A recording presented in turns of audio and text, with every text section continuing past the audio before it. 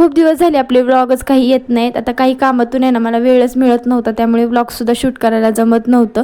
आता मी जेवढं शूट केलं ना तेच तुमच्यासोबत शेअर केलेलं आहे, कारण की खूप असं काम होतं आणि फॅमिली ट्रिप निघाली होती ना, त्यामुळे बॅग पॅकिंग असं सगळं माझी धावपळ मागे चालूच होती. आता आम्हाला तारकर्लीला जाण्यासाठी जायचं होतं. त्याआधी इकडे ताईंच्या घरी जायचं होतं, म्हणजे तिथूनच आम्ही सगळे निघणार होतो.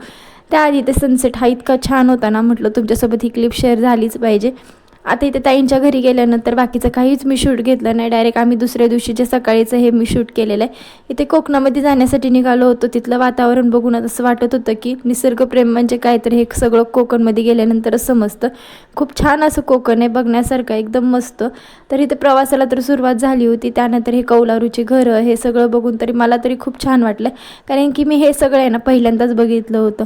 त्यानंतर खूप अशी भूक लागली होती, म्हणून सगळेजण नाश्त्यासाठी उतरले होते. इथे नाश्ता केला. त्यानंतर आम्ही निघालो होतो पुढच्या प्रवासाला. चला तर मग बाय.